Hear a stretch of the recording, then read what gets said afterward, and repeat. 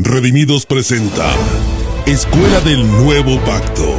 Sean todos ustedes bienvenidos a estudiar el Nuevo Pacto, versículo por versículo. Quédate con nosotros porque recibirás revelación abundante sin precedentes. Queda con ustedes el apóstol Jonathan Meza.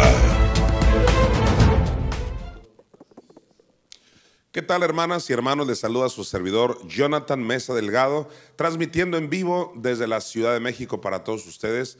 Esto es Iglesia por Internet y estamos estudiando el Nuevo Pacto versículo por versículo. Así que sean todos bienvenidos a esta escuela donde cada miércoles estamos aprendiendo un versículo. Hoy nos toca estudiar Romanos capítulo 2, versículo 16. Ahí es donde vamos. También quiero decirles que agradezco a todos ustedes que están anotando, que dicen amén ahí debajo de este video, que hacen algún comentario. Es muy importante esa retroalimentación entre su servidor y todos ustedes. Vamos a orar, vamos a pedirle al Padre revelación. Padre, te pedimos espíritu de sabiduría y revelación. Una vez más venimos delante de ti para recibir esa preciosa revelación que ha hecho la diferencia en nuestras vidas.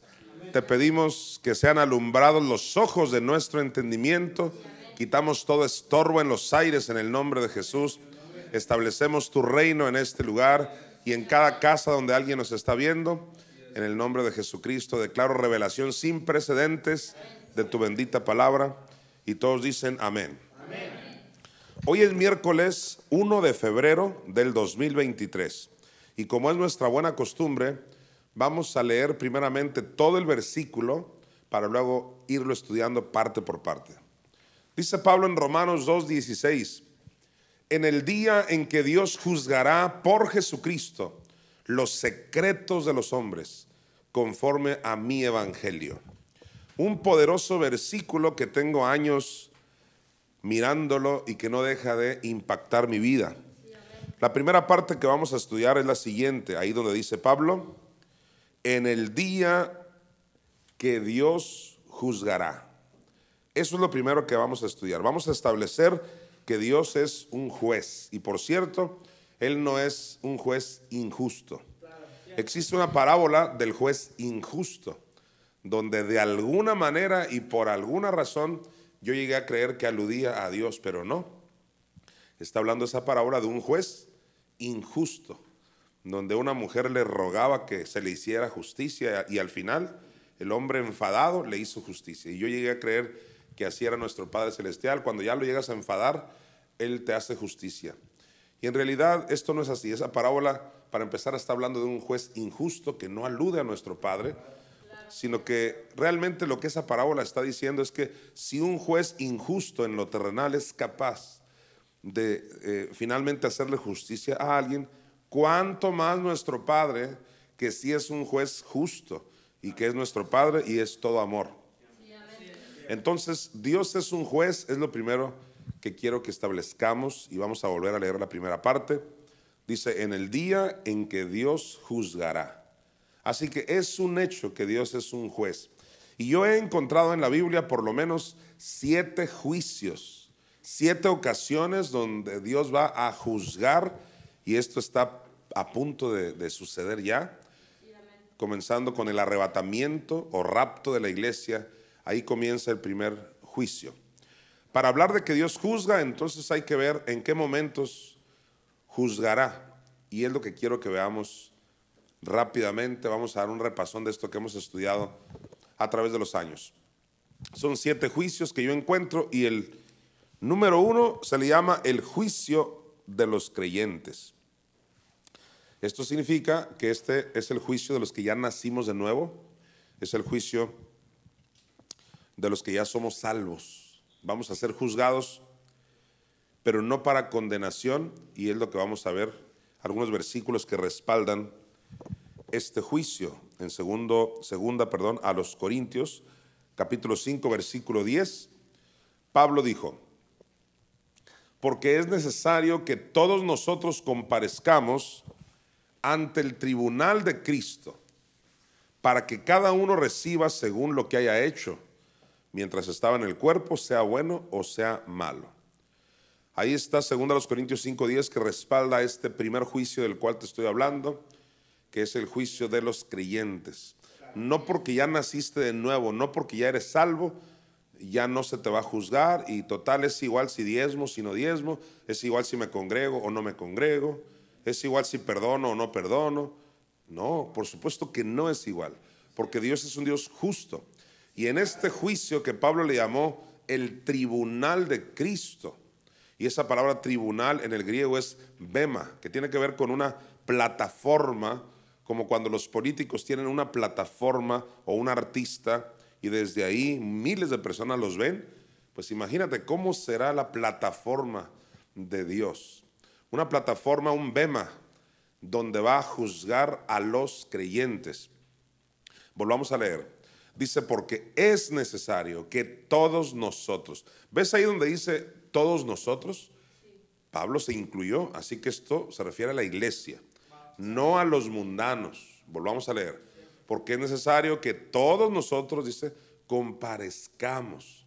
Esto también significa que nadie se va a escapar, ningún privilegiado de decir, yo no voy a comparecer ante Dios, así que Dios va a juzgar a todos menos a mí. No, dice Pablo, el propio Pablo, el gran apóstol, dice, es necesario que todos comparezcamos.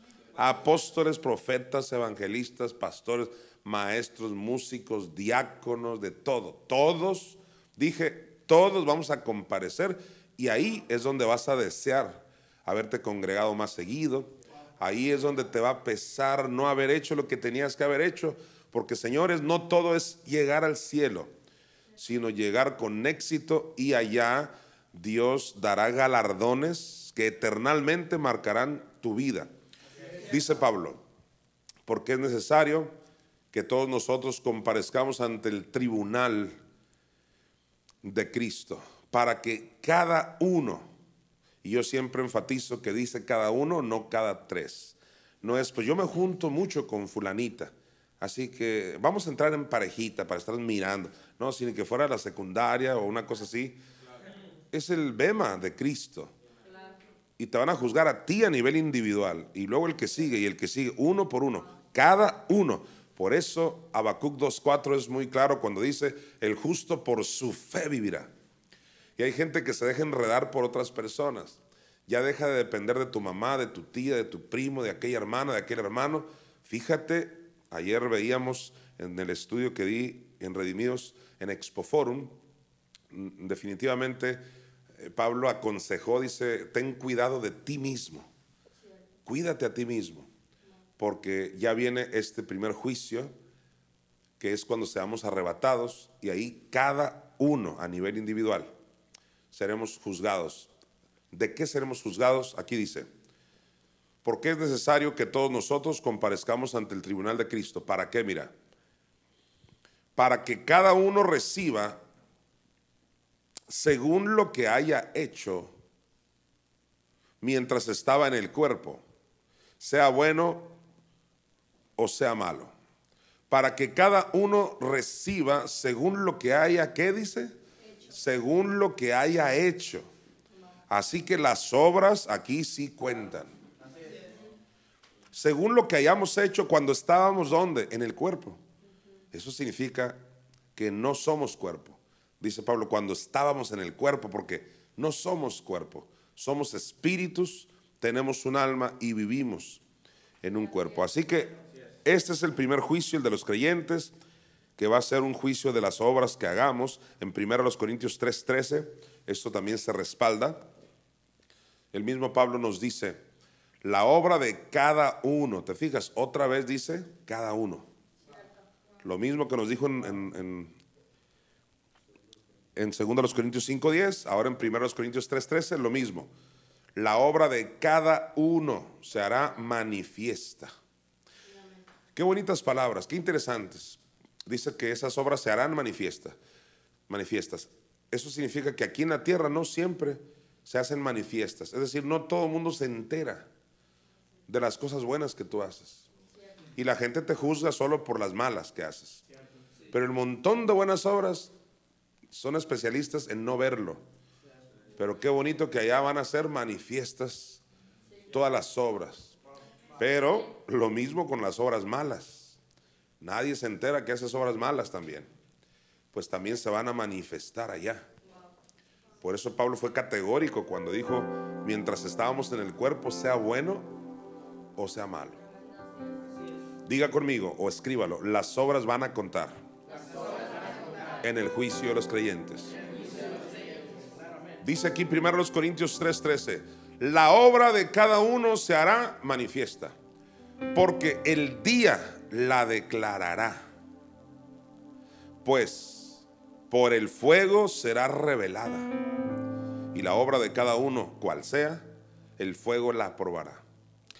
Cuando dice el día la declarará, se refiere por lo menos a tres cosas: que hay un día donde eso va a ser declarado. ¿Qué día? Ese día del juicio, cuando seamos arrebatados. Pero también el día alude a Jesucristo, que Él es el que estará encargado de juzgar. Por eso se llama el tribunal de Cristo. Pero también el día se refiere a la investidura. Por lo menos a esas tres cosas se refiere. Entonces vamos a dar cuenta absolutamente todos. Por eso Pablo en su tiempo dice: yo declaro, espero no lamentarme en aquel día, porque nosotros también como líderes fuimos llamados a dar cuenta de las personas a las cuales nosotros enseñamos. Gente que enseñó mal dará cuenta de eso. Los que enseñan bien recibirán galardón por eso. No habrá nada que se le pase a Dios. Y cuando dice aquí que por el fuego será revelada, alude también por un lado a mi Madre Espíritu Santo. El fuego es una forma de aludir al Espíritu Santo, que nadie la engaña a ella. Por el fuego será revelada. Ella es la que revela siempre los corazones. Ella estará ahí de testiga de lo que nosotros hicimos, sea bueno o sea malo. Así que ahí tenemos un juicio de galardones o de no recibir galardones, o como en cierta parábola vimos, hay también la posibilidad, tal vez remota, pero la hay. Es interesante que en toda la Biblia solo se mencionan galardones buenos, cosas buenas, o tal vez no tan buenas, pero finalmente te quedas en el cielo. Pero hay una parábola donde una persona entra a las bodas del Cordero y no iba vestido de bodas, y se dio la orden de que lo sacaran de ahí, allá en la oscuridad, donde es el lloro y el crujir de dientes. Algunos dicen que es que los van a mandar a la gran tribulación, otros infierno, pero te aseguro que no es nada bueno. Y esa parábola no existe otra explicación. Es muy interesante. Considero que es muy importante nosotros no confiarnos en que total, si ya voy al juicio de los creyentes, ya la hice.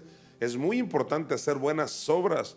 Una vez que ya eres salvo, haz todas las buenas obras que puedas, porque van a contar en aquel día. También vamos a ir a Apocalipsis 22:12 y mire lo que dice: he aquí yo vengo pronto. Este es Cristo hablando. Y luego dice: y mi galardón conmigo, para recompensar a cada uno según sea su obra. Otra vez aparece el cada uno. Va a recompensar a cada uno. Jesús está diciendo: he aquí yo vengo pronto. Entonces eso alude al arrebatamiento de la iglesia. Pero fíjate que dice: yo vengo pronto, e inmediatamente te dice: y mi galardón conmigo. O sea, Él viene con un galardón para cada uno, pero va a haber más coronas, más premios, por supuesto, porque Dios es un Dios justo. Ya vimos en 1 Corintios 3 que cada obra va a ser evaluada. También vamos a ir a los Tesalonicenses, capítulo 4, versículo 17. Hablando del arrebatamiento de la iglesia, Pablo dice: luego nosotros los que vivimos, los que hayamos quedado, seremos arrebatados juntamente con ellos en las nubes para recibir al Señor en el aire. Y así estaremos siempre con el Señor. ¿Por qué te llevé a los Tesalonicenses 4:17? Porque si Apocalipsis dice: he aquí yo vengo pronto y mi galardón conmigo, y Pablo aquí a los de Tesalónica está diciendo que lo vamos a recibir en el aire, entonces esos galardones no se nos van a dar aquí en Expo Forum o en algún lugar del planeta Tierra, no. Esos galardones yo creo firmemente que se nos van a dar en el aire. Lo vamos a recibir en el aire. Alguien dirá: no, pero ya en el aire nada más lo recibimos. y de ahí nos vamos al cielo más arriba para que nos galardonen. Pudiera ser, pero me da la impresión de que es en el aire, porque Jesús dice aquí: yo vengo pronto y mi galardón conmigo. No dice vengo aquí para encontrarnos en el aire y para llevarnos al cielo, allá tengo los galardones. No, Él viene con los galardones. Así que lo primero que va a hacer es el juicio de los creyentes en el aire, ahí a medio cielo. Dios es un Dios que juzga, y ya vimos el primer juicio. Juicio número 2, el juicio de los demonios y ángeles caídos. Este juicio de los demonios y ángeles caídos sucede una vez que la iglesia ya fue arrebatada. Ya pasaron los 7 años que profetizó Daniel, y después de esos 7 años ya Cristo viene con la iglesia, porque primero vino por la iglesia y después de 7 años ya viene con la iglesia. Y cuando ya viene con la iglesia, obviamente viene al planeta Tierra. Recuerda que en el rapto Cristo no toca tierra, nos espera en el aire. Pero en la parousia o venida, que es diferente al rapto en el griego es harpazo, y a diferencia de cuando ya Cristo viene con la iglesia es parousia. Entonces cuando ya viene con la iglesia, ahí sí toca tierra, de acuerdo a Zacarías, en el monte de los olivos. Literal, va a poner sus pies en el monte de los olivos. Pero antes de venir a tierra con la iglesia, ya cuando venimos bajando, por ahí en el segundo cielo, porque hay 3 cielos, de acuerdo a 2 Corintios 12, en el segundo cielo, donde Pablo nos aseguró en Efesios 6:12 que ahí hay principados, potestades, gobernadores de las tinieblas, huestes espirituales de maldad, y dice, en las regiones celestes. ¿Por qué aseguramos que es el segundo cielo? Porque en el tercer cielo Pablo nos aseguró que ahí es el paraíso, ahí está Dios. Entonces, a partir del segundo cielo, puedes estar seguro que están todos esos demonios y ángeles caídos. Cuando Cristo ya viene con la iglesia, esos ángeles caídos y demonios, ahí van a ser juzgados, van a ser atados. Vamos a verlo en Isaías capítulo 24, versículos del 21 al 22. Dice el profeta: acontecerá en aquel día que Jehová castigará al ejército de los cielos. Detente ahí. ¿Cuál es ese ejército de los cielos? Y si Dios los va a castigar, que en el hebreo es enfrentar, reprender, pues son esos malos espíritus que Pablo nos dijo, las huestes espirituales de maldad en las regiones celestes. ¿Dónde va a ser ese juicio? Igual que la iglesia va a tener un juicio en los aires, pero para recompensa. En algunos casos no los van a recompensar porque no hicieron buenas obras, pero la mayoría finalmente se va a quedar con el Señor. Eso es lo bueno. Pero estos demonios y ángeles caídos van a ser juzgados en el aire, pero para ser atados, ni una recompensa para ellos. Dice aquí: acontecerá en aquel día que Jehová castigará al ejército de los cielos. ¿Dónde? En lo alto. Y a los reyes de la tierra sobre la tierra. Ahorita vamos a ver esa última parte donde dice: y a los reyes de la tierra sobre la tierra, que ya ese sería el tercer juicio, que es el de las naciones. Pero aquí tenemos una primera prueba de que serán juzgados estos ejércitos en los cielos, demonios, ángeles caídos. ¿Cómo te compruebo que se les va a atar? El versículo siguiente dice: y serán amontonados como se amontona a los encarcelados en mazmorra. Mazmorra pues habla de un tipo de prisiones, y dice: y en prisión quedarán encerrados y serán castigados después de muchos días. Efectivamente van a quedar atados en prisiones para después de muchos días. Ya al final de Apocalipsis se habla de que todos estos seres van a ser lanzados al lago de fuego, pero ahí van a ser atados en el segundo cielo. Juicio número 3, el juicio de las naciones. Este lo vemos, otra vez vamos a ir a Isaías 24:21, porque una vez que Cristo viene con la iglesia y esos ángeles caídos y demonios son juzgados en el aire, entonces ya viene a la tierra, y en la tierra, ya tocando sus pies en el monte de los olivos, entonces ya va a juzgar ¿a qué? A las naciones. Es el juicio de los políticos, de cómo trataron a Israel en lo natural, pero también al Israel espiritual, que es la iglesia. Van a dar cuenta todos los políticos de todas las veces que no dieron permisos para que se predicara en el parque, cuando apoyaron más a payasitos y les daban permisos, pero los predicadores los callaban. Cuando no daban permisos para tocar la guitarra en una plaza, cantándole a Dios, cuando prohibieron Biblias en algunos países, todos van a dar cuentas por las leyes injustas a favor del aborto. Todos ellos van a ser juzgados, pero principalmente por cómo trataron a la iglesia y a Israel. Dice, acontecerá en aquel día que Jehová castigará al ejército de los cielos. ¿Dónde? En lo alto. Esos son los ángeles caídos y demonios. Pero mira la última parte. Y a los reyes de la tierra, ¿dónde los va a juzgar? Sobre la tierra.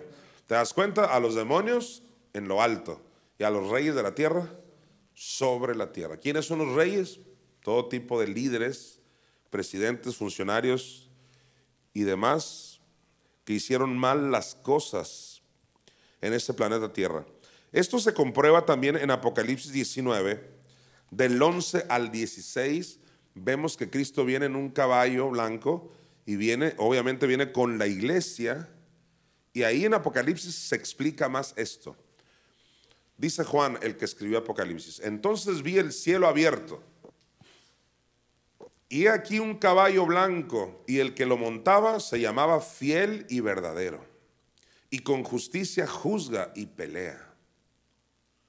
Versículo siguiente: sus ojos eran como llama de fuego, y había en su cabeza muchas diademas, y tenía un nombre escrito que ninguno conocía sino él mismo.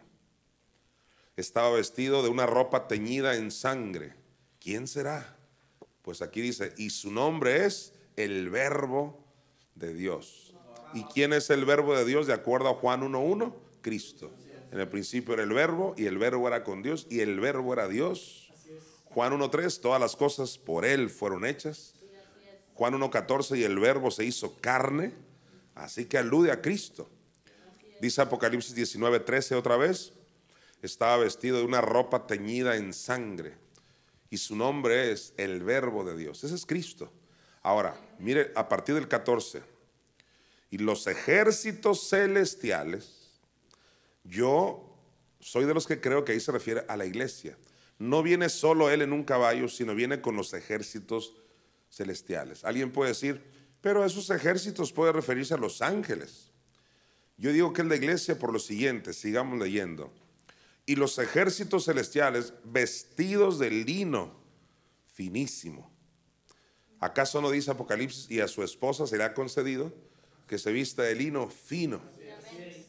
Entonces venimos con Cristo. Ahí es Apocalipsis 19, es una fotografía de Cristo ya viniendo con la iglesia al planeta Tierra. Dice, y los ejércitos celestiales vestidos de lino finísimo, blanco y limpio, le seguían en caballos blancos. ¡Qué maravillas! Cristo, no solo él viene en un caballo blanco, sino cada uno de nosotros tenemos también un caballo y vamos a venir ahí. ¡Qué tremendo! Caballos espirituales. Esto es maravilloso. Ahora, aquí va mi punto en el 15. De su boca, de la boca de Cristo, sale una espada aguda. Ahora, de acuerdo a la carta a los Efesios, ¿cuál es la espada del Espíritu? La palabra de Dios. Así que cuando Juan vio que esa espada aguda sale de su boca, representa que sale la palabra de Dios. Con decir la palabra, con decretar, él hiere al enemigo. De su boca sale una espada aguda para herir con ella, o sea, con esa espada, a las naciones. Todos digan naciones. ¿Qué es eso? El juicio de las naciones.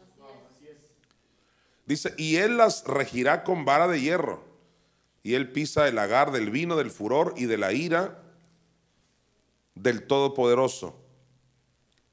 Vamos a leer hasta el 16.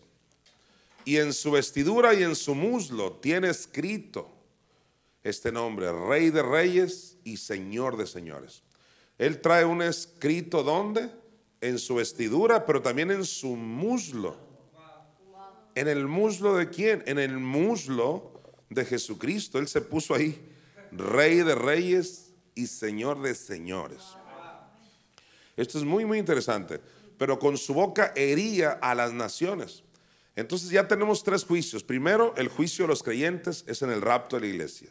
Pasan 7 años, venimos con Cristo y en lo alto se juzgan a los ángeles caídos y a los demonios. Luego ya pisa tierra y con su boca hiere a las naciones.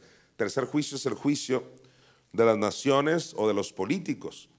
¿Cómo te demuestro que este juicio es porque cómo trataron al pueblo de Dios? Vamos a Joel 3:2 para demostrar esto. Dice el profeta Joel: reuniré a todas las naciones, ahí está, y las haré descender al valle de Josafat, y allí entraré en juicio con ellas. ¿A causa de qué? Ahí lo dice: a causa de mi pueblo y de Israel mi heredad. Ahí habla de dos: a causa de mi pueblo y de Israel mi heredad, a quien ellas esparcieron entre las naciones y repartieron mi tierra. Así que este juicio es por causa, por un lado, de la iglesia, que es el Israel espiritual, y por otro lado de Israel, porque Dios hizo un pacto con Abraham. No toquéis a mis ungidos, dijo el Señor desde el Antiguo Testamento. Así que no quedará impune ninguna ley que se levantó en contra de la iglesia.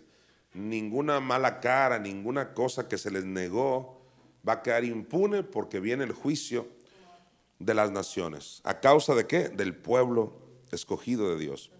Esto también lo vemos en Isaías 10, del 1 al 2, si son tan amables.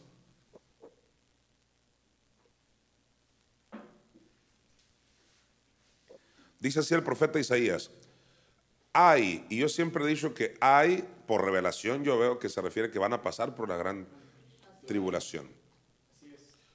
Hay de los que dictan leyes injustas y prescriben tiranía. ¿Leyes qué? Injustas. Es muy injusto lo que muchos gobiernos hacen con la iglesia. Se les prohíben tantas cosas. Versículo siguiente: para apartar del juicio a los pobres, dice, y para quitar el derecho a los afligidos. ¿De quién?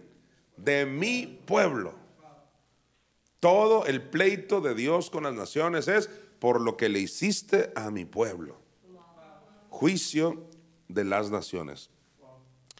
Pero una vez que Cristo viene con la iglesia, no solo juzga a las naciones, sino que el juicio número 4 es el siguiente: el juicio de la bestia y el falso profeta. También van a ser juzgados. Apocalipsis 19:20. No solo juzga a las naciones, sino a la bestia, que es el anticristo, y al falso profeta, que va a ser un líder religioso que se levantará unido al anticristo para hacer una mega iglesia, entre comillas, un ecumenismo donde no importa lo que creas, se van a unir con una bandera del amor, una creencia básica de amémonos los unos a los otros, y que no haya una doctrina definida. Ese es el proyecto del anticristo, porque quiere exterminar la sana doctrina. Por eso no solo es el diablo, sino también es la bestia y el falso profeta. Ahora, el diablo es el que mueve a los otros dos. El diablo es el que está moviendo al anticristo y también al falso profeta. Van a trabajar las tres personas juntas en la gran tribulación. Y dice: y la bestia fue apresada. ¿Cuándo sucedió esto? Cuando Cristo ya bajó con Cristo a la tierra. Y la bestia fue apresada, y con ella el falso profeta. Los dos juntos los agarraron ahí. Y con ella el falso profeta, que había hecho delante de ella las señales. ¿Qué va a hacer este falso profeta? Señales con las cuales había engañado a los que recibieron la marca de la bestia y habían adorado su imagen. Estos dos fueron lanzados vivos. Ahí está el juicio, mira. Fueron lanzados vivos dentro de un lago de fuego que arde con azufre. Así que, de acuerdo a lo que dice este versículo, este falso profeta va a hacer señales muy poderosas. Por eso las señales y los milagros son importantes en la iglesia, pero no deben ser la base para el creyente, sino la doctrina es la base del creyente. Si usted anda por milagros, entonces en el primer lugar donde le quiten la bola, usted va a decir: este es el lugar correcto. Y no, el diablo también engaña haciendo señales. Y no traía este versículo, pero te lo voy a dar aquí rapidito. Yo creo que es importante que alguien lo lea, para que veas que no todo es hacer milagros. Mira, segunda a los Tesalonicenses 2:9.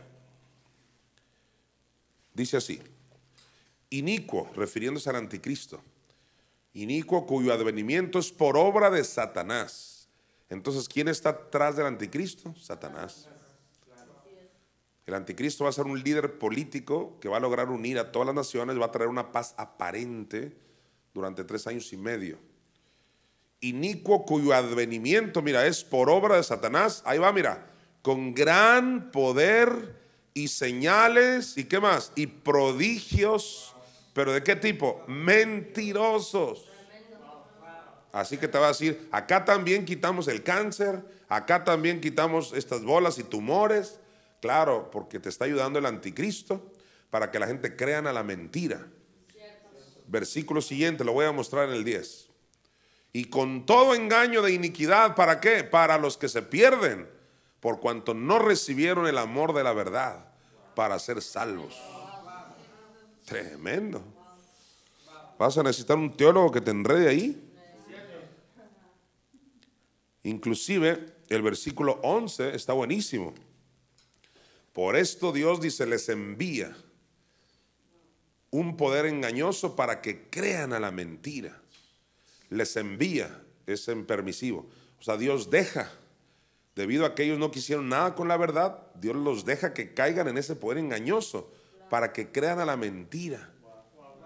Pues aquí mi familia está sana, mi familia. Pues sí, pero no todo es eso. Ahora, no estoy diciendo que las sanidades o los milagros no son algo que Dios da. Claro que da. Si alguien enfatiza eso, soy yo. Pero debes de saber que hay milagros y señales falsas. ¿Para qué? Pues el diablo así lo hace para que creas a la mentira.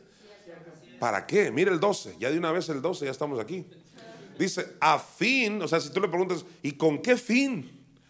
A fin de que sean condenados todos los que no creyeron a la verdad, sino que se complacieron en la injusticia. Así que yo este domingo lo enfaticé muy claramente. Métete, empápate de la doctrina. No es que porque se me fue una bola, qué bueno que se te fue el tumor o lo que sea, pero esa no es la clave de que estás en la verdad. La doctrina es la verdad. ¿Qué te están enseñando? Muy importante eso. Así que ese es el juicio de la bestia y del falso profeta, que va a hacer señales mentirosas. Vamos a ver ahí Apocalipsis 19:20 otra vez. Leamos. Y la bestia fue apresada, y con ella el falso profeta que había hecho delante de ella, o sea, delante de la bestia, porque van a trabajar juntos, el anticristo y el falso profeta. Dice, y con ella el falso profeta que había hecho delante de ella las señales con las cuales había engañado a los que recibieron la marca de la bestia. En otras palabras, ya me imagino a la gente, no, yo no me quiero marcar, porque yo oí que Jonathan decía, porque no pienso estar en ese día ahí, Jonathan decía este mensaje, así que él nos previno, así que no me quiero dejar marcar. Y entonces la bestia les va a decir, a ver, te voy a hacer un milagro, una señal, para que creas. Y una vez que les hace el milagro, márcame pues. Y ya cuando los marca, no tienen perdón jamás. Eso es lo que va a hacer con los milagros, porque el diablo conoce la condición del pueblo. El pueblo se deja llevar por señales, por milagros. Juicio número 5, el juicio del diablo. Ya vimos que cuando Cristo viene a la tierra, juzga a las naciones, a la bestia, al falso profeta y despuesito al diablo. En Apocalipsis 20:10 dice claramente, y el diablo que los engañaba,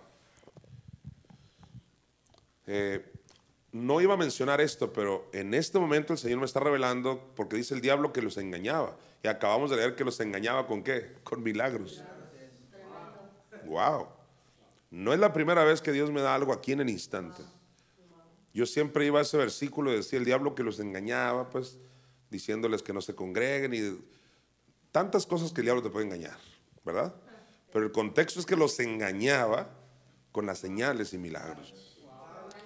Y el diablo que los engañaba fue lanzado en el lago de fuego y azufre, donde estaban la bestia y el falso profeta.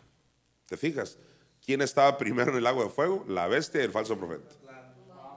Así que después sigue el juicio del diablo y dice que serán atormentados día y noche por los siglos de los siglos.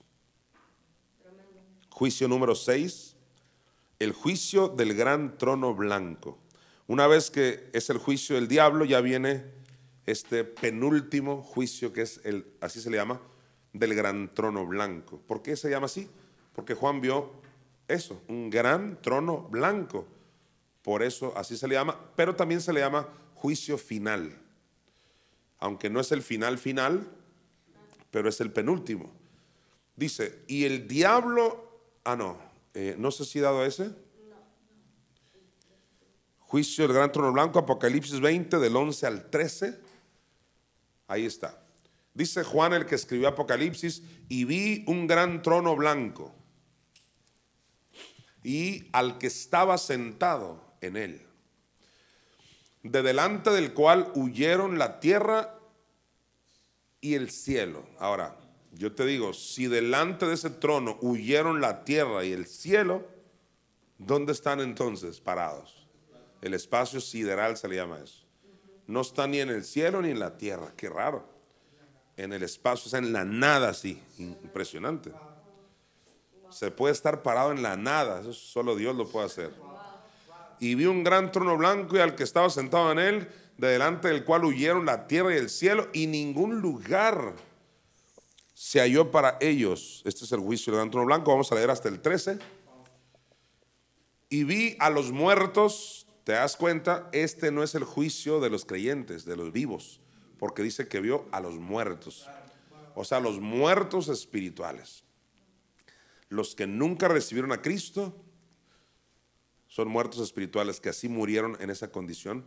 Murieron físicamente en esa condición de muertos espirituales, pero también se refiere a los que ya habían tenido todo con Dios, le habían entregado su vida a Dios y después murieron espiritualmente.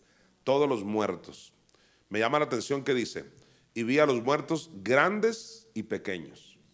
Como yo ya he enseñado varias ocasiones, y no está por demás recordarlo, grandes y pequeños no se refieren necesariamente a chaparritos y a altos, que por supuesto incluye todo tipo de tamaños, pero creo que más bien se refiere a grandes y pequeños, grandes políticos, grandes artistas, gente poderosa, y pequeños también, que no son tan famosos, que no son nada famosos.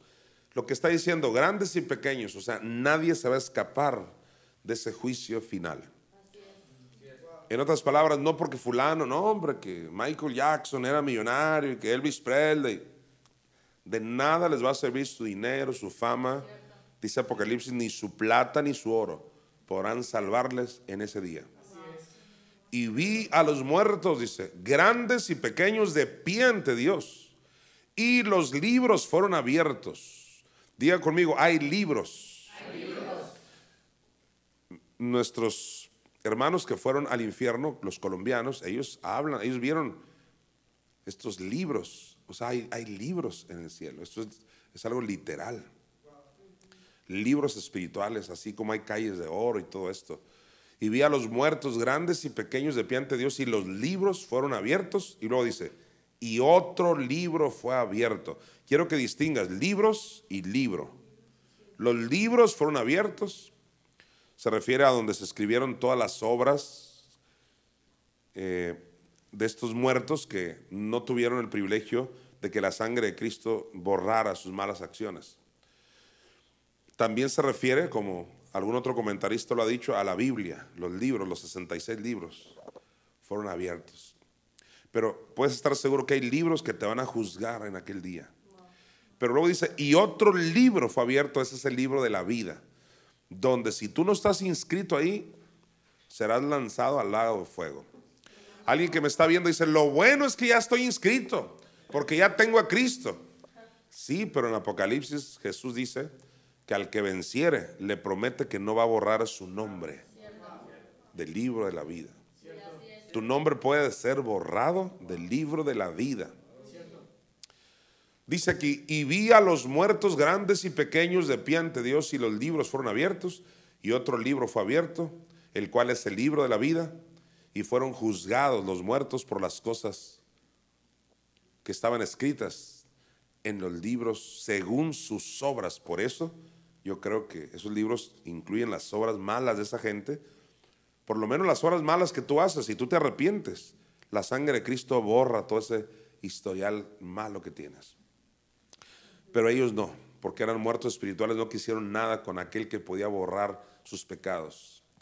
Y dice el versículo 13, y el mar entregó los muertos que había en él, y la muerte y el Hades. Así que cuando dice y el mar, se refiere a las profundidades del mar, donde está el infierno, o sea, el Hades. Y ahí también está la muerte reinando. Por eso dice, y el mar entregó los muertos. Otros lo han interpretado como la gente que quedó en el mar. Ya ves que los incineran y los avientan así en el mar. Sí, pero esos, por ejemplo, si a alguien le hicieron eso en el rapto de la iglesia, así lo hayan echado en un botecito chiquito ahí las cenizas, de ahí será glorificado en el arrebatamiento de la iglesia, si fue una persona que tuvo a Cristo en su corazón. Pero si no, no van a resucitar el día que Cristo venga. Pero sí se van a levantar para condenación eterna. Unos van a resucitar para vida eterna en el rapto, y después del milenio otros van a resucitar para condenación eterna. Así que por un lado sí se refiere a los cuerpos que se quedaron en los mares, pero por revelación vemos que el mar entregó los muertos, es las profundidades del mar donde está el Hades y ese espíritu de muerte, donde hay muertos espirituales ahora mismo sufriendo en el Hades. Dice, y el mar entregó los muertos que habían en él, y la muerte y el Hades se entregaron los muertos que había en ellos, y fueron juzgados. Todos digan eso, y fueron juzgados. Cada uno, otra vez, mira, se antoja una enseñanza que se llame cada uno, para enfatizar la responsabilidad individual. Son muchos los versículos ya. No solo a los creyentes les van a juzgar cada uno, a los mundanos también. Dice, y fueron juzgados cada uno según sus obras. Y el juicio número 7 es el juicio de la muerte y del Hades. Ahí mismo en Apocalipsis 20, pero el versículo 14 dice así: y la muerte y el Hades fueron lanzados al lago de fuego. Esta es la muerte segunda.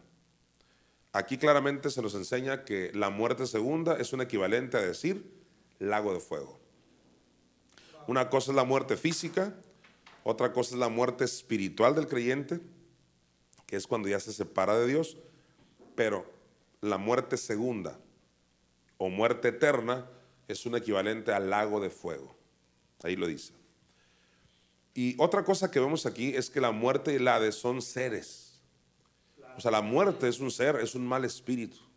O sea, la muerte no es solo un evento. Fulano se murió. El evento de que se separó el espíritu y el alma respecto al cuerpo. No es solo un evento, es un mal espíritu que hasta viene, es un jinete, viene montado en un caballo. Es uno de los 4 caballos del Apocalipsis. O sea, de los 4 jinetes. O sea, la muerte va arriba del caballo. El caballo no es la muerte, sino la muerte va arriba del caballo, va montada.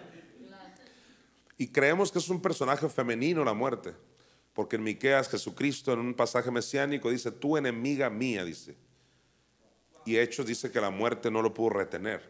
Entonces la muerte ya sabemos que es un personaje, es un mal espíritu, pero lo que pocas veces sabíamos es que el Hades no solo es un lugar, que eso sí, el Hades es un lugar geográfico que está en el corazón de la tierra, de acuerdo al reporte de Lucas, pero también es un mal espíritu que se llama Hades. Esto significa que así le pusieron por nombre al lugar del inframundo donde están sufriendo personas, le pusieron Hades como su líder, por así decirlo. Así como el seno de Abraham también lleva nombre seno de Abraham, que estaba enseguida del Hades. Así que estos dos personajes, la muerte y el Hades, fueron lanzados al lago de fuego. Ese es el juicio número 7. Repita conmigo, Dios es un Dios de juicios. Bueno, una vez que entendemos eso, creo que ya es suficiente para volver a Romanos 2:16. Dice Pablo, en el día en que Dios juzgará, hasta ahí estudiamos, ya vimos que claro que Dios juzgará, y hasta hay 7 juicios. Yo declaro que tú estás en el juicio de los creyentes y no estarás en el juicio de los impíos. Y eso depende de ti, que te mantengas firme haciendo buenas obras, sirviéndole a Dios de corazón. En el día en que Dios juzgará, ahora voy a estudiar esa segunda parte que dice, por Jesucristo. Esto es importante.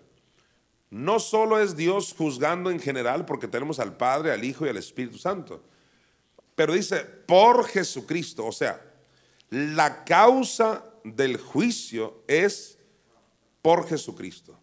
O sea, el elemento por el cual se fueron al infierno o no.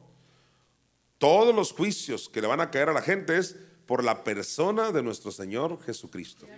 Por eso Jesucristo es clave para que alguien se salve o no se salve. No es creer lo que tú quieras creer de Cristo, sino lo que está escrito. Es muy delicado. ¿Qué crees de Cristo? No es solo creer en Cristo, lo repito, es ¿qué crees de Cristo? Por eso Jesucristo dijo claramente en Juan capítulo 7, el que cree en mí, como dice la Escritura. Y en Redimidos sabemos que la Escritura habla de Cristo que sufrió no solo la cruz, sino los infiernos, y fue resucitado por nuestra Madre Espíritu Santo. El que cree en mí, como dice la Escritura. Hay millones de personas que creen en Cristo. Los musulmanes también creen en Cristo, pero no lo creen como Dios que vino a morir por ellos. Solo fue un gran hombre. Eso no los va a salvar. Los cristianos creen en Cristo, pero solo creen que pagó la cruz. Si nunca oyeron que Cristo bajó al infierno, se salvarán. Pero si oyeron que bajó a sufrir y no lo recibieron, están en serios problemas. No es creer lo que te da la gana. Los testigos de Jehová también creen en Cristo, pero ellos dicen que Cristo es un ser creado, siendo que Primera de Juan dijo claramente que tienes que creer que Dios fue manifestado en carne. Ellos creen que Dios el Padre creó al Hijo. Blasfemia total. No es solo creer en Cristo, sino ¿qué crees de Cristo? Por eso Pablo dice en el día, que aparezca en pantalla otra vez Romanos 2:16, en el día en que Dios juzgará, ¿qué dice? Por Jesucristo. Gloria a Dios. Voy a dar algunos versículos que hablan de que la clave es Cristo.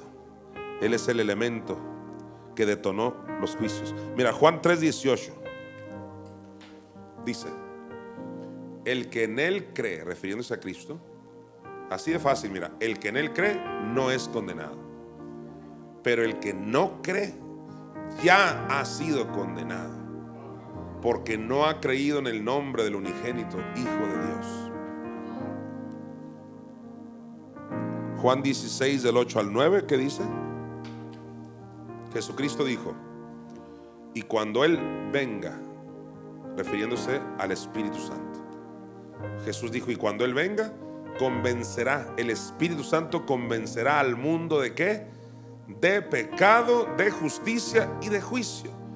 Y tú le preguntas a Jesús, ¿convencerá al mundo de cuál pecado? Y Jesús te contesta en el 9, de pecado por cuanto no creen en mí. ¿Cuál es el pecado por el cual la gente irá al infierno? Por no creer en Jesucristo. Pero no solo eso, en Hechos 17:31, uno de mis versículos favoritos, dice, por cuanto ha establecido un día, ese es el día del juicio final, mira, ha establecido un día en el cual juzgará al mundo. Así que ahí no se refiere al juicio de los creyentes, que ese es en el arrebatamiento. Dice, juzgará al mundo. Ese es el juicio final, el del gran trono blanco. El juicio de los muertos espirituales. ¿Te acuerdas? Vi los muertos grandes y pequeños. Dice, por cuanto ha establecido un día en el cual juzgará a quién, dice, al mundo con justicia. Y hay mucho que hablar ahí, pero dice, por aquel varón a quien designó, dando fe a todos con haberle levantado de los muertos. Una vez más vemos que Jesucristo es la clave de todos estos juicios. Primera de Juan 4, del 1 al 3, también presenta a Jesús como la clave para distinguir quién es un falso profeta y quién no lo es. Dice Juan, amados, no creáis a todo espíritu. Hay gente tan ingenua que le crea a cualquier espíritu. Y es que personas son espíritus. ¿Te acuerdas el domingo en Redimidos Hermosillo, en Expoforum? Porque nos reunimos todos los domingos a las 11 de la mañana aquí en Hermosillo, Sonora, México, en Expoforum. Ahí les leí el versículo donde Pablo dice que los que causan divisiones y hablan también con salamerías y sutilmente los engañan, dice que para engañar a los ingenuos, usa ese término, los ingenuos. Yo le pido con todo mi corazón, hermana, hermano, se los pido, no sean ingenuos. ¿Se puede dejar de ser ingenuo? Sí. Métete aquí. Decía mi maestro de matemáticas, ahí está el tumbaburros. O sea, se llama libro de matemáticas. La Biblia hace que se te quite lo ingenuo, para que nadie te engañe. Pues dice aquí, mira, amados, no creáis. ¿A quién? A todo espíritu.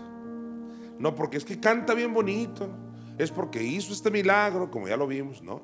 Dice, no le creas a todos. Dice, amados, no creáis a todo espíritu, sino probad, qué tremendo, probad los espíritus si son de Dios. ¿Por qué? Mira, porque muchos falsos profetas han salido por el mundo. ¿Poquitos o muchos? Muchos. Ahora, hay muchas maneras de distinguir a un falso profeta de un verdadero profeta, pero una de las principales es esta. Versículo 2. En esto conoced el Espíritu de Dios. Todo espíritu que confiesa que Jesucristo ha venido en carne es de Dios. Ahora, si tú comparas ese versículo con lo que dijo Pablo en 1 Timoteo 3, 16, dice que Dios fue manifestado en carne. 1 Timoteo 3, 16 no dice Jesucristo. ¿Qué dice? Dios fue manifestado en carne. Entonces Jesucristo es Dios. Leyéndolo con esa revelación podemos entender 1 Juan 4, 2 de la siguiente manera. En esto conoced el Espíritu de Dios. Todo espíritu que confiesa que Dios ha venido en carne es de Dios. Pero hay muchos, pero de veras, grandes agrupaciones religiosas. Ellos dicen, no, Jesús fue un ser creado. O sea, no lo consideran Dios todopoderoso. No creen en su encarnación, no creen que fue Dios que se encarnó. Qué tremendo. Pues ahí tú distingues, dices, este no es de Dios. Tiene que creer que es Dios, aleluya. Dios se metió en un cuerpo.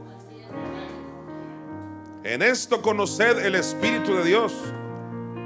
Todo espíritu, o sea, persona que confiesa que Jesucristo ha venido en carne es de Dios. Mira el 3. Y todo espíritu, o sea, persona que no confiesa que Jesucristo, o sea, Dios, ha venido en carne, no es de Dios.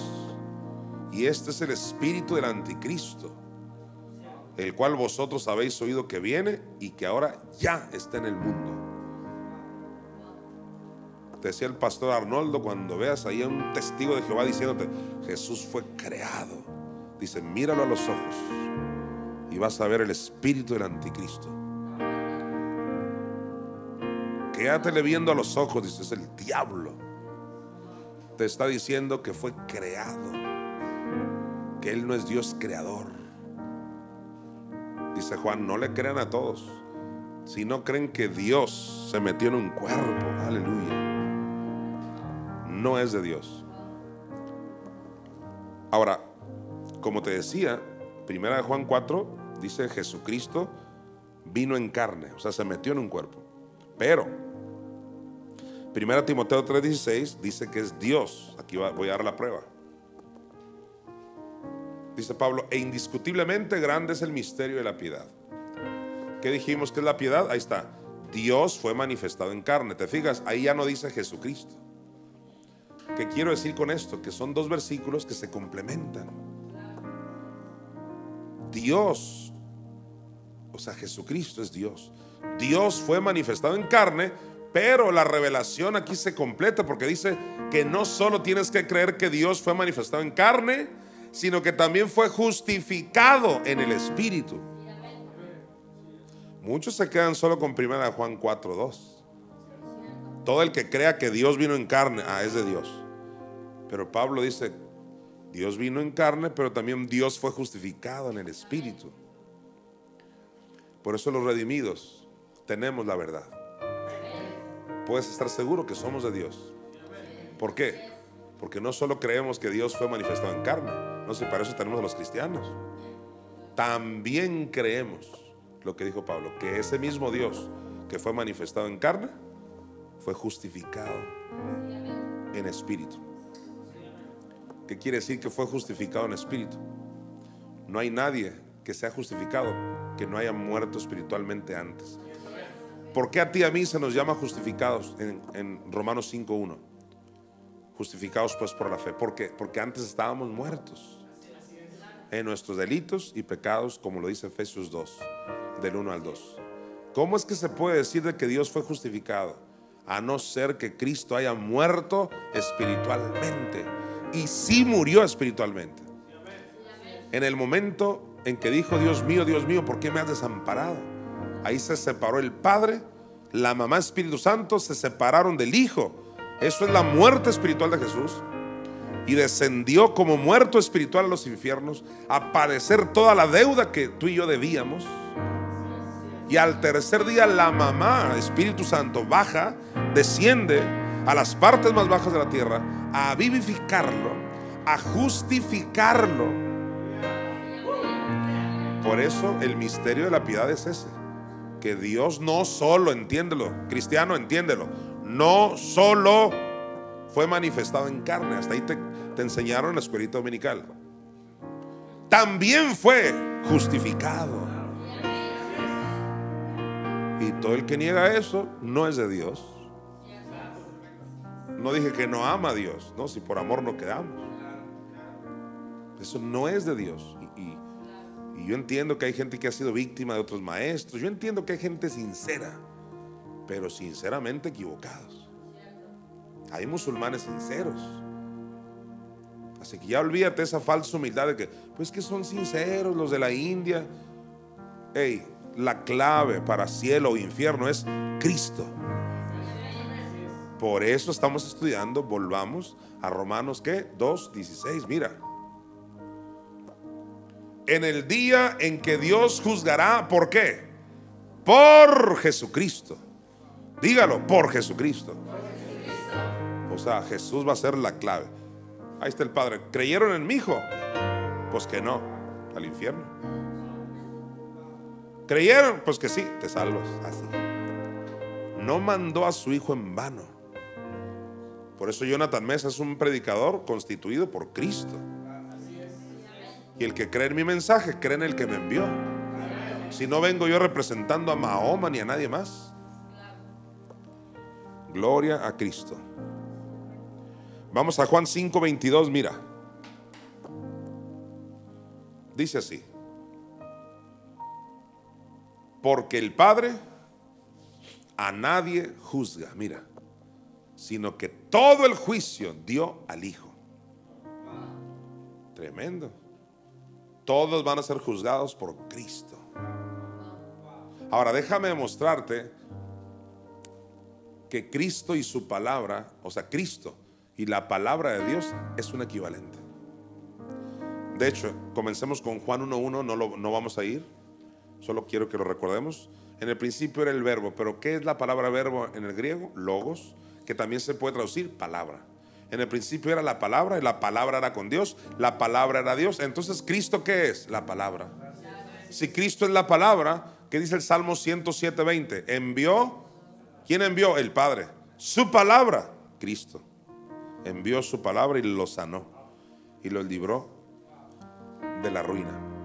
Entonces, vamos a comparar dos versículos que están muy interesantes con esto de la palabra, con esto de que Cristo es la palabra. Mira, dice Juan 5:22 otra vez: porque el Padre a nadie juzga, sino que todo el juicio dio al Hijo. ¿Y quién es el Hijo? La palabra. Ahora compara ese versículo con Juan 12:48. Se pone interesante, mira. El que me rechaza, este ya es Cristo hablando. El que me rechaza y no recibe ¿qué? Mis palabras, tiene quien le juzgue. La palabra que he hablado, ella le juzgará en el día postrero. No sé si me voy a entender. Por fin, ¿quién nos va a juzgar? ¿Cristo o la palabra? Y dice Jesús, las palabras que yo les hablé, las palabras, esas mismas palabras, las van a juzgar. Lo que pasa es que Dios y su palabra uno son. Dios y su palabra uno son. Cada palabra que yo te he hablado cada domingo, cada miércoles, es la palabra de Dios. Esa palabra que oíste te hace a ti responsable en aquel día del juicio. Tremendo. Y esa palabra es Cristo mismo. Ahora, quiero que leamos, antes de seguir avanzando, porque ya voy a regresar a Romanos 2:16, pero quiero que leamos ahora desde el 15 para entender otra cosita importante. Ya estudiamos el versículo 15 el miércoles pasado. Hoy vamos a repasar nomás 15 y 16 para entender algo. Mira, dice Pablo, mostrando la obra de la ley. Ya se nos había olvidado eso, ¿no? Tanto que hablamos que la ley escrita en los corazones y todas esas profundidades. Pues ahora, ¿qué tiene que ver con esto de que Cristo va a juzgar? Pues mira, mostrando la obra de la ley, escrita ¿dónde? En sus corazones. Mira, dando testimonio su conciencia. ¿Te acuerdas que vimos que la conciencia da testimonio? Que aunque no tengan ley o no conozcan la Biblia, pero tienen una conciencia. Los gentiles que nunca oyeron nada de Dios, pero por esa conciencia van a ser juzgados. Y es aquí la conexión con el 16. Mira, mostrando la obra de la ley escrita en sus corazones, dando testimonio su conciencia y acusándoles o defendiéndoles sus razonamientos en el día en que Dios juzgará por Jesucristo. En otras palabras, cuando estén presentes en ese juicio y digan, yo nunca oí de Cristo, Dios va a decir, pónganme su conciencia ahí en la pantalla, por favor. Y te voy a demostrar que se los va a poner en una pantalla gigante. Y ahí la conciencia, mira, ahí está, mira. Ahí tu conciencia te dijo, no mates. Y de todas maneras lo mataste. Así que no te va a salvar el hecho de que digas, yo no oía, no sabía. Sus conciencias y hasta sus razonamientos van a salir a flote en el día del juicio. Dios va a tener cómo juzgar al mundo. Gloria a Dios. Bien, una vez que ya nos contextualizamos, porque ahora sí entendimos por qué el 16 dice lo que dice, en base al 15, ahora vámonos a Romanos 2:16 otra vez para entender otra parte del versículo. Dice, en el día que Dios juzgará por Jesucristo, y lo que vamos a estudiar ahora es esta parte que dice, ¿qué es lo que va a juzgar? Los secretos de los hombres. Qué tema tan importante, tan alarmante. Los secretos de los hombres. Usted creía, supongo que no, pero hay gente que créeme que sí cree, que porque guardas un secreto en esta vida, ya ahí quedó todo. No. Dios juzgará los secretos de los hombres. Ahora, antes que alguien se me asuste y que diga, ya valió, ya estuvo. Hay remedio para ti si tú te arrepientes. Porque esa es la pregunta rápida que todos nos hacemos. ¿Habrá alguna manera que borren todo mi historial? Y si hay, se llama la sangre de Cristo.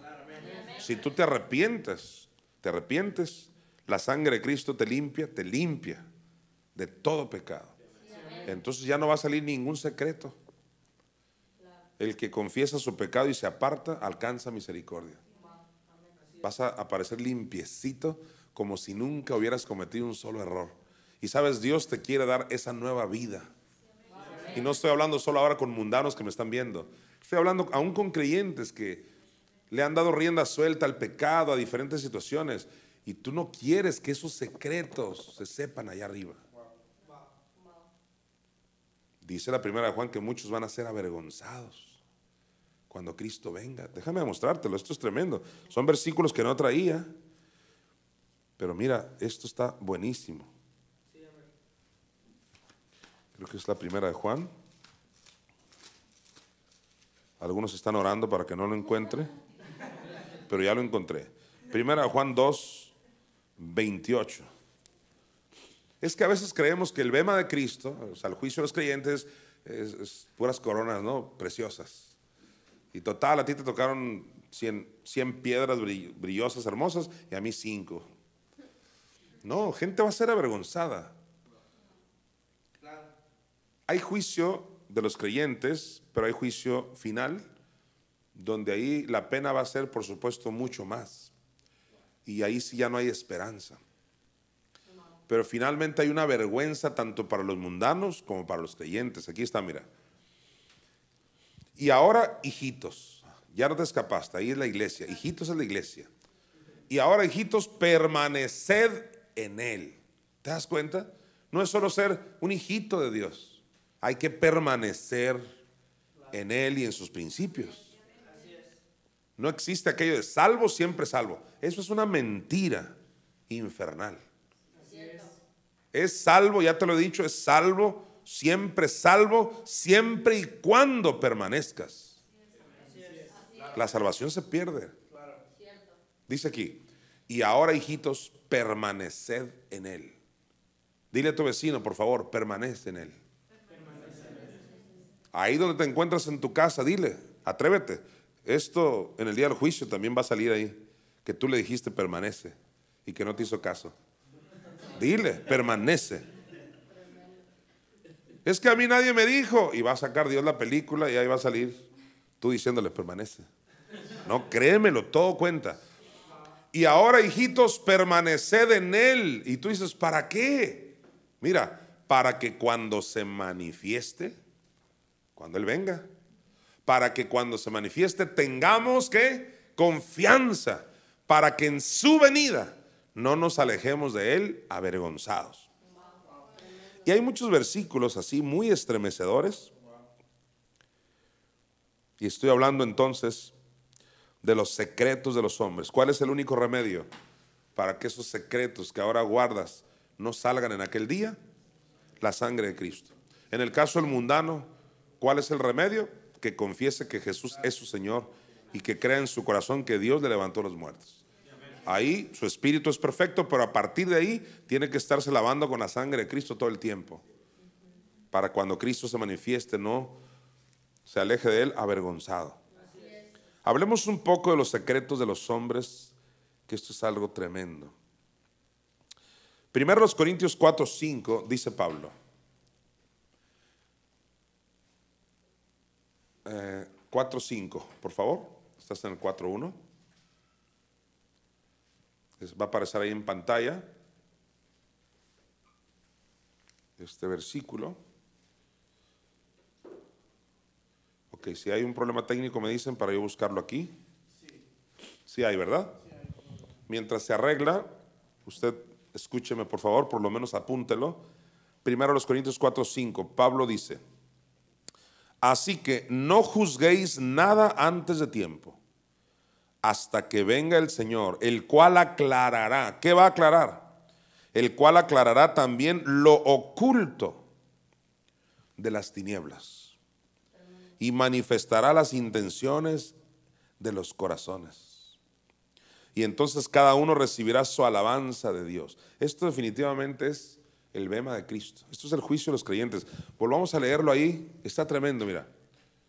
1 Corintios 4, 5. Creí que... Ok.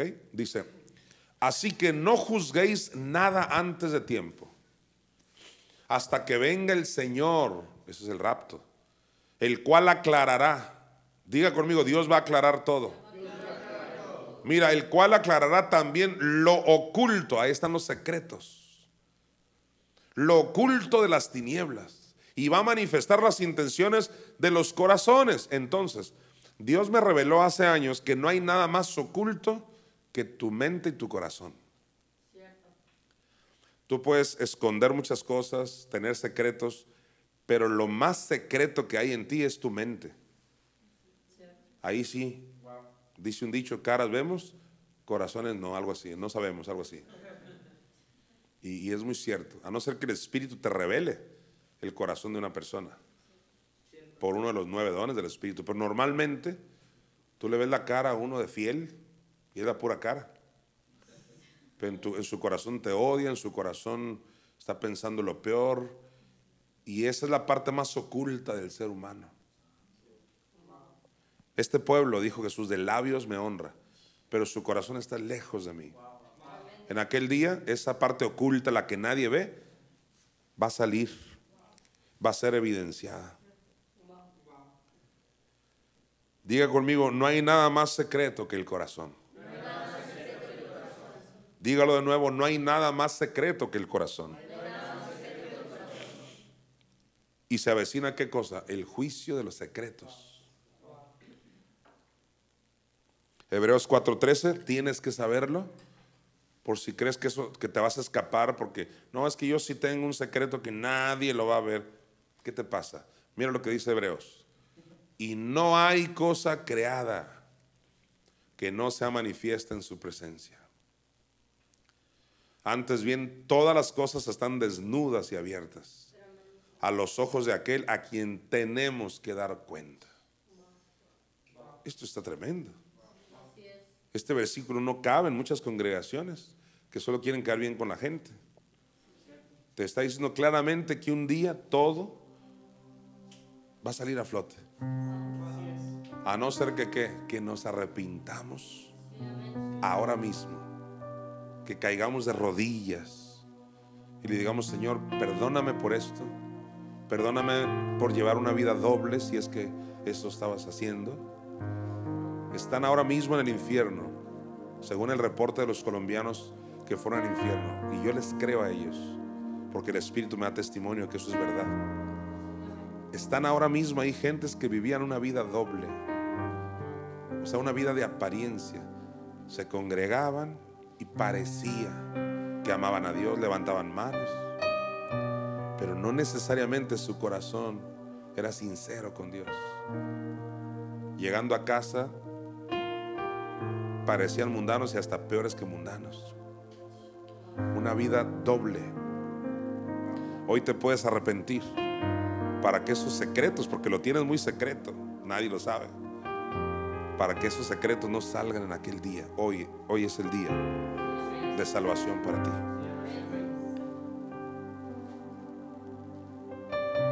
Segunda a los Corintios 4:2. Este tema es poderoso. Dice Pablo, versículo 2.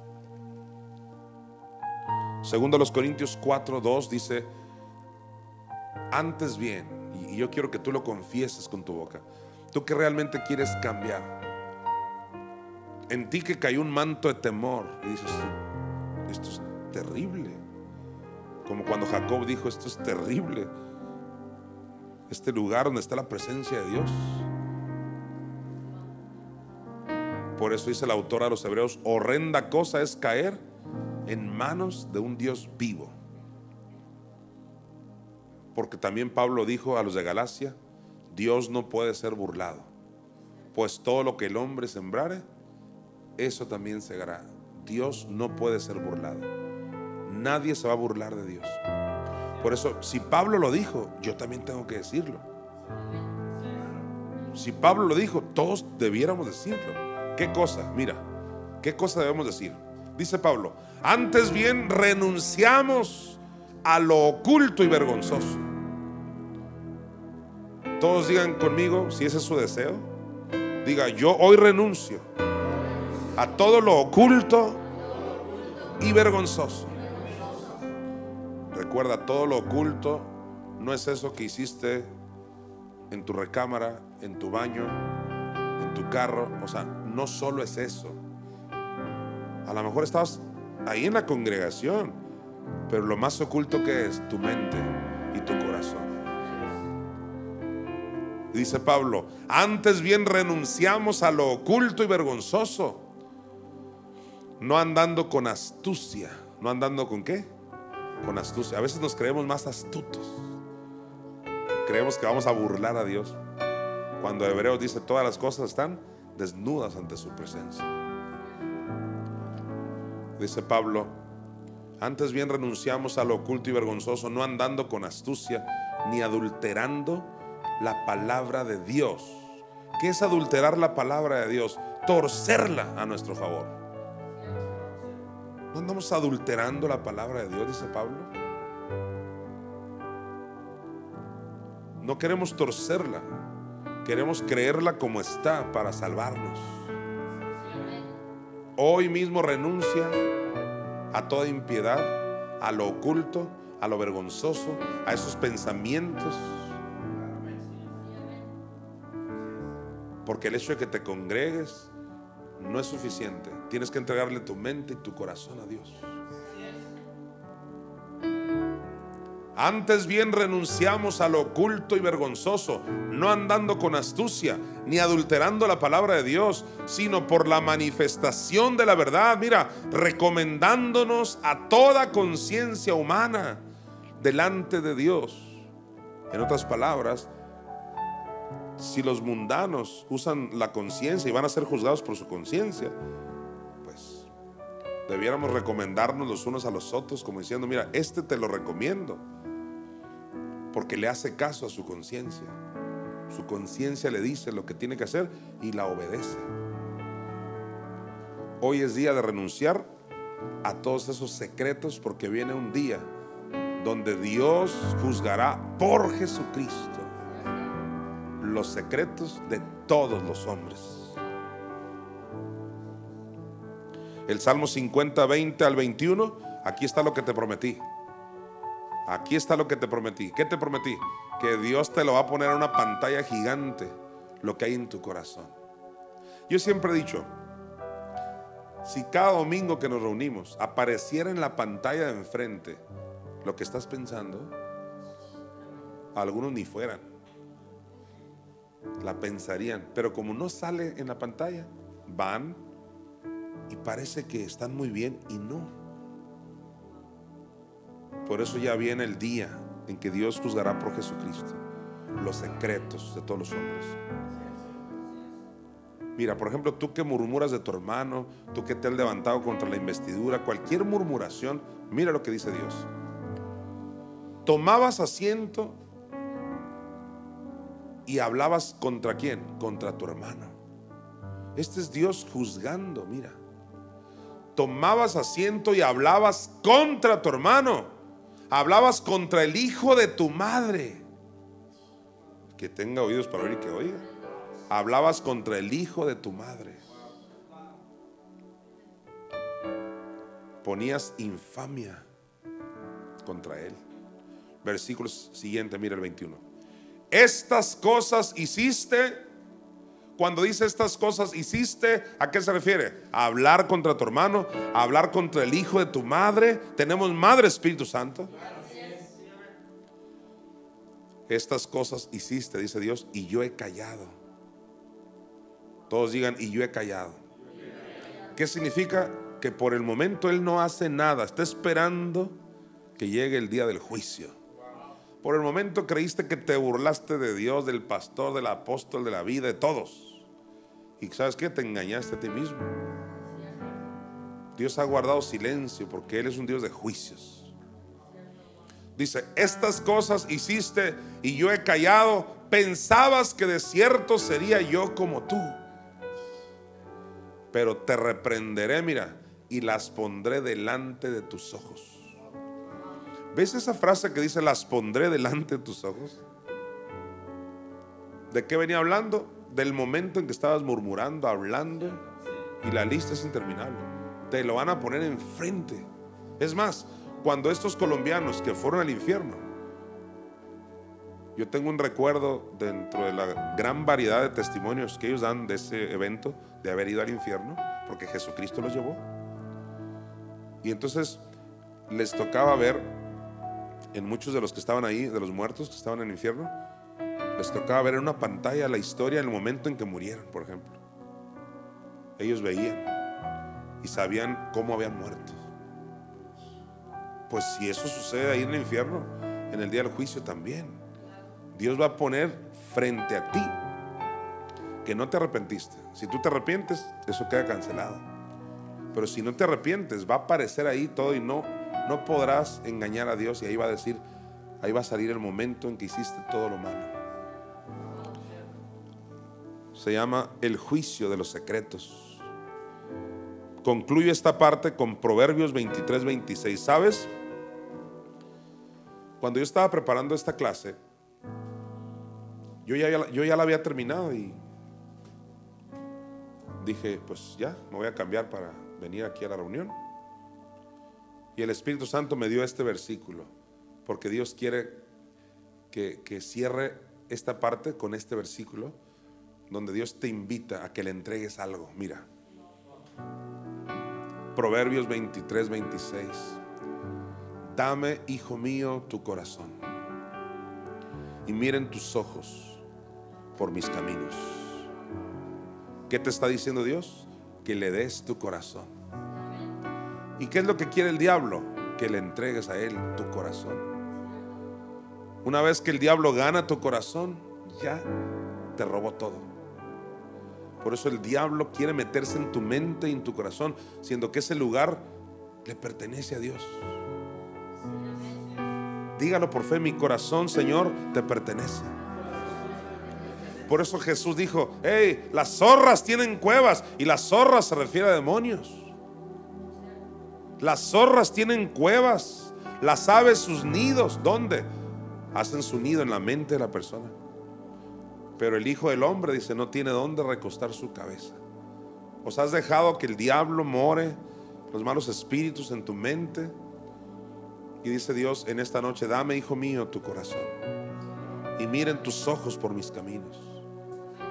Donde tú digas: no, a mí no me interesa, yo voy a fingir que soy un santo y que no fumo y que me congrego y que soy acá, pero tu mente y tu corazón están lejos de Dios. Sabes que viene el día en que Dios juzgará los secretos de los hombres. Quiero que levantes tus manos ahí donde te encuentras, y estamos en un mismo espíritu, el sucesor y yo, porque esta canción queda exactamente para lo que estamos hablando. Quiero que le digas al Señor: yo te entrego hoy mi corazón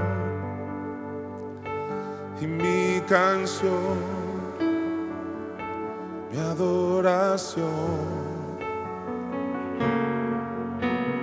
Quiero entregarte hoy mi vida,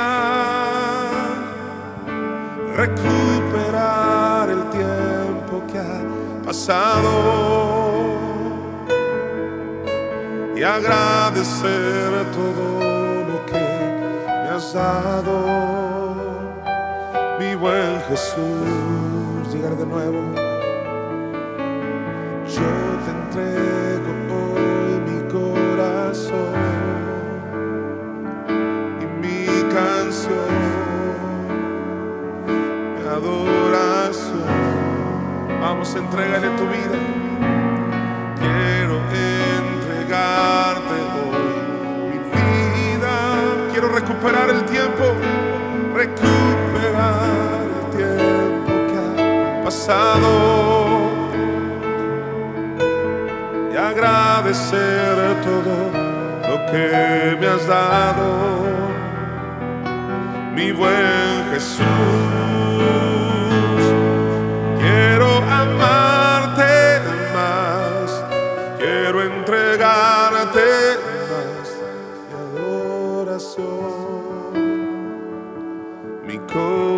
corazón. Dígale, quiero amarte. Quiero amarte más. Quiero entregarte más mi adoración. Mi corazón. De varias veces mi adoración. Mi adoración. Mi corazón. Mi adoración. Mi corazón. Dale tu adoración. Dale tu corazón. Entrégale todo al Señor. Renuncia a lo oculto y vergonzoso, porque se avecina el día en que Dios juzgará por Jesucristo los secretos de todos los hombres, sean creyentes, sean mundanos. Jesús, la palabra, los juzgará. Mi corazón, mi adoración, mi corazón, mi adoración, te la entregamos hoy. Mi corazón, mi adoración, mi corazón. Esta es tu gran oportunidad. Mi adoración, mi corazón. Esta es tu gran oportunidad de entregarle todo a Dios. Mi amiga, mi amigo, tú que nunca te has rendido a Jesucristo, este es el día para entregarle tu vida. Este es el día para decirle: Jesús, te declaro el Señor de mi vida. Y yo creo en mi corazón que Dios te levantó de los muertos. Y si tú eres una persona que ya eres creyente, que ya eres nacido de nuevo, dile al Señor: yo renuncio a todo aquello que te ofende, que te entristece, que te contrista. Yo renuncio a lo oculto, a lo vergonzoso, a toda impiedad. Que tu sangre, Señor, nos limpie de todo pecado y de toda maldad. Amén. Volvamos a Romanos 2:16 para estudiar brevemente la última parte.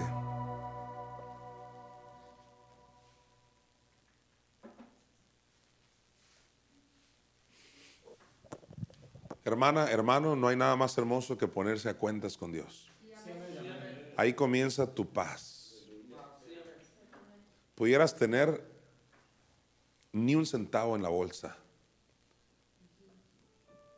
inclusive con algún síntoma de enfermedad, pero estando a cuentas con Dios, viene una paz a tu vida. Por eso muchos que han estado en el lecho de muerte mueren en paz, porque se ponen a cuentas con Dios. Obvio, no fue el plan de Dios la enfermedad ni la pobreza, pero entiende, no es el dinero ni la salud lo que te hace estar bien con Dios. Ponte a cuentas con Dios. En el libro de Job lo dice claramente: reconcíliate, ve en amistad con Él, y por consecuencia te va a venir el oro, la plata y todo lo demás. Pero esto no debe ser al revés. Lo primero es ponernos a cuentas. ¿Por qué? Porque ya viene el día de ese juicio tremendo. Dice Romanos 2:16: en el día en que Dios juzgará por Jesucristo los secretos de los hombres. Y la última parte dice: conforme a mi evangelio. Siempre me ha llamado la atención que Pablo no dice conforme al evangelio, dice conforme a mi evangelio. Pablo era muy claro: yo soy el padre de todos ustedes, dice Pablo. Por eso él no confiaba en ningún otro. Te vas a salvar, dice Pablo, por el mensaje que oíste de mí. Es decir, Pablo no se hacía responsable por las prédicas de nadie, sino dice conforme a mi evangelio. Qué tremendo. Porque él recibió por revelación el montón de misterios. Ahora, no es la primera vez que Pablo dijo la frase mi evangelio. Miren 2 Timoteo 2:8 lo que Pablo dice. Acuérdate, dice Pablo, de Jesucristo, del linaje de David, resucitado de los muertos, conforme a mi evangelio. Ahí lo volvió a decir. Alguien dirá, bueno, ok, es su evangelio porque él recibió la revelación de Jesucristo cuando fue arrebatado al tercer cielo. Pero eso no significa que por eso la gente se va a salvar al oírlo a él. Claro que sí, mira lo que dice aquí. Primero los Corintios 15 del 1 al 4. Aquí Pablo no deja duda. Dice, además os declaro, hermanos, el evangelio que os he predicado, el cual también recibisteis. ¿Cuál evangelio? El que él les predicó. El cual, dice, también recibisteis, en el cual también perseveráis. Mire el 2, por el cual asimismo, si retenéis la palabra que os he predicado, sois salvos. Si no, creísteis en vano. ¿Qué está diciendo Pablo? Si no me creíste en mis palabras, no vas a ser salvo. Es lo que está diciendo. Versículo siguiente, mire el 3.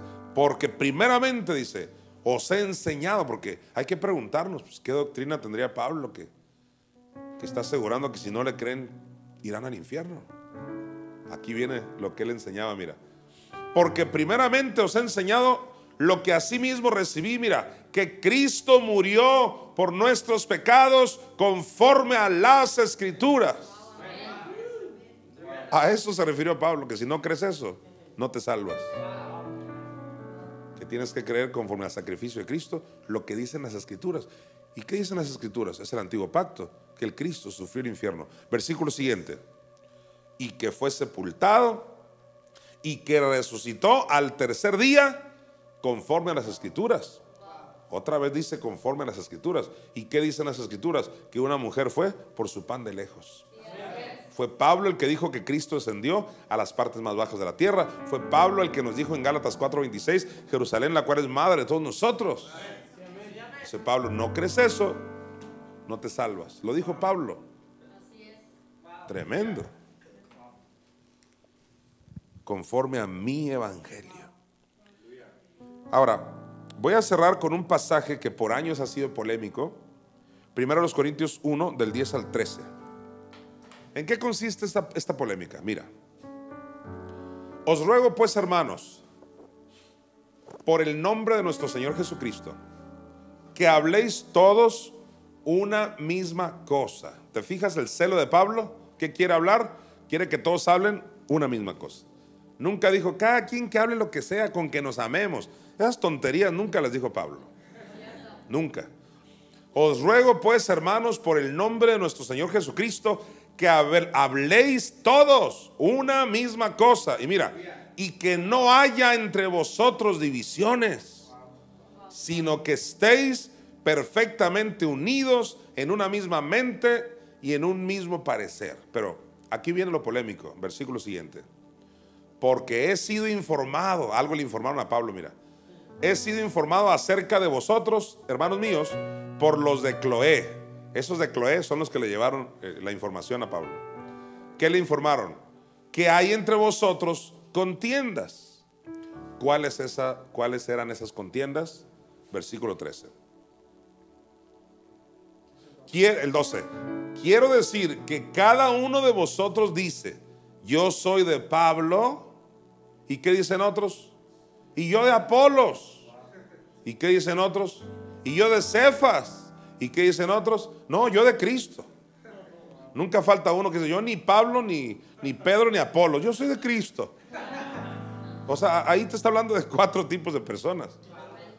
Unos, yo de Pablo, los otros no, de Apolos porque él enseña muy bonito, y Pedro porque es muy radical, y otros, yo no quiero a nadie, yo a Cristo. Esa es la polémica. Vamos a leer el 13, mira. ¿Acaso está dividido Cristo? Dice Pablo. ¿Fue crucificado Pablo por vosotros? ¿O fuisteis bautizados en el nombre de Pablo? Mira, hasta ese punto, cualquiera que lea a Pablo dice, ahí está, tú puedes creer lo que dice Apolos, Pedro, no importa con quién vayas. Cristo no está dividido con que creamos en el Señor. No está diciendo eso. ¿Qué es lo que está peleando Pablo? Vamos a ver qué está peleando Pablo. Te vas a unas hojitas ahí más adelante. Capítulo 4, no ha cambiado de tema. Capítulo 4, versículo 15, mira. Tú que creías que eres de Apolos y que no sé qué, y otro de Cefas y que no me importa la iglesia que vayas. Mira, Pablo aquí te derriba todo ese argumento.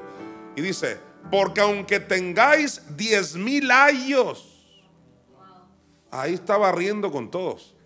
Ahora, ¿qué son los ayos? Guías, maestros que te ayudan, que te van a guiar en el camino de Dios. Dice Pablo, aunque tengáis 10,000 ayos en Cristo, no tendréis muchos padres. Pues en Cristo Jesús dice, yo os engendré por medio del evangelio. Así que déjense de contiendas que su padre soy yo, dice Pablo. Eso es lo que está diciendo. No tendréis ¿qué? Muchos padres. O sea, ni Apolos es tu padre, ni Pedro es tu padre, porque se andaba yendo a los de la ley. Dice Pablo, yo te engendré a ti. Así que la unidad que buscaba Pablo es, hey, yo los engendré. Esas alegatas de que yo soy de Cristo y que no sé qué. Hasta barrió con los que dice yo soy de Cristo. Porque el que decía yo soy de Cristo se quería deslindar del sometimiento a la autoridad apostólica. Hay un solo padre, que es, de ahí viene la palabra papa. Papa es eso, padre, papá. Pablo dice, tienen un solo padre. Tremendo. Dios ha levantado una investidura. Así que vamos a Romanos 2:16 y creo que lo vamos a entender mejor. Alguien diga gloria a Dios. En el día en que Dios juzgará por Jesucristo los secretos de los hombres, ¿conforme a cuál evangelio? Conforme a mi evangelio. ¿Por qué Pablo dijo conforme a mi evangelio? Porque él dijo, yo soy el padre de todos ustedes. Gracia y paz. Los espero en Expo Forum a las 11 de la mañana este domingo. Es totalmente gratis para todos ustedes. Bendiciones. Esto fue Escuela del Nuevo Pacto, versículo por versículo. Te invitamos a estudiar el siguiente versículo el próximo miércoles por este medio. Invita a más personas para recibir los beneficios de las revelaciones. Bendecimos tu vida. Gracia y paz a todos ustedes.